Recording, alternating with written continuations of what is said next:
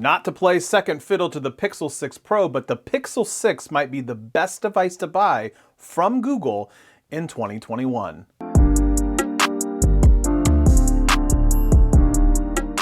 What's up everybody, this is Scott. Welcome back to another video. In today's video, we are going to be discussing the just announced and just released Pixel 6. So today's video is specifically about the hardware and technical specs of the Pixel 6. So with that out of the way, let's talk about the look, the feel, and the aesthetics of the Pixel 6.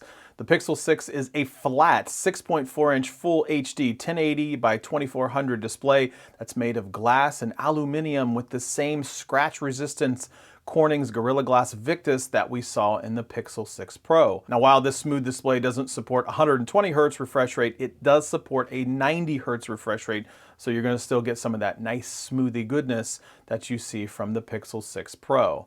That always-on display that you can turn off is also IP68 dust and water resistant. Much like that of the Pixel 6 Pro, this phone is shiny on the back, and Google says it comes with a fingerprint resistant coating.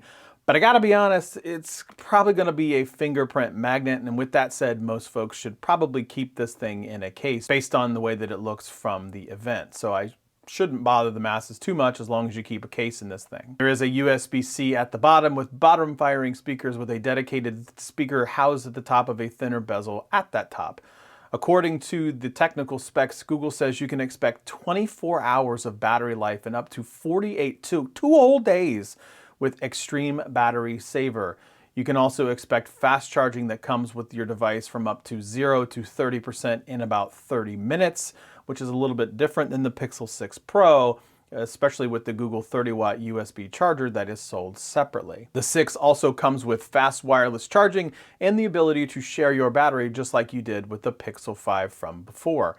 From a RAM and storage perspective, you can expect 8 gigs of DDR5 RAM and 128 gigs of storage for all of the colors that are out there.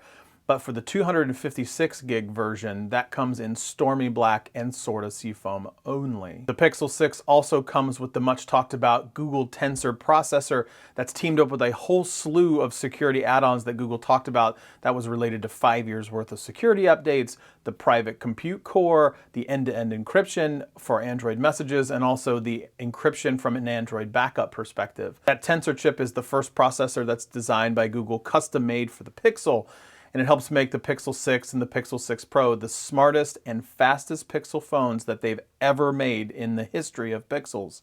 Google says you could expect up to 80% faster performance than that of the Pixel 5, and the Pixel 6 runs smoother, the apps launch faster, and gaming is more responsive, according to Google. Once I get the device in hand, I'll be able to test that out myself. Google says that Tensor will deliver on Google's advanced on-device AI for faster delivery, more accurate speech recognition, and image processing. Plus, it should also help save power to help you get throughout the day. Given that this is a Pixel and this is the first time in years that Google has updated the hardware to go with their best-in-class software, what are some of the camera specs? Now, much like that of the Pixel 6 Pro, the rear camera comes in with the 50 megapixel Octa-PD quad Bayer wide camera with an f1.8 aperture and an 82-degree field of view. And since this doesn't have a third lens like that of the Pixel 6 Pro, the Pixel 6 makes up for it using this lens for the super res zoom of up to 7 times. The ultra-wide lens is a 12 megapixel f2.2 aperture with a nice 114-degree wide field of view. The ultra-wide is a 12 megapixel f2.2 aperture with a nice 114-degree field of view. The front-facing camera of the Pixel 6 is an 11.1 megapixel f2.2 aperture with a nice 94-degree wide field of view. Now, the rear camera on the Pixel 6 will shoot in 4K, recording at 30 and 60 frames per second, but with the front-facing camera, it's going to be tapped at 1080p when you're shooting in the selfie camera.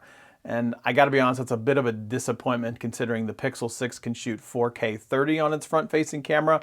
Probably not a deal breaker because of the next thing I'm going to talk about, and that is the price. So much to love about the Pixel 6, but the thing that could put this in the pocket of so many different people is its price point. The device comes in at an astonishing $599. Let's put that into perspective really quickly. 3 phones that are in the relatively same league of the Pixel 6 could be the iPhone 13, the S21, and the OnePlus 9. Now, none of those are the Pros or the Pluses or anything like that. Just the 13, the S21, and the OnePlus 9.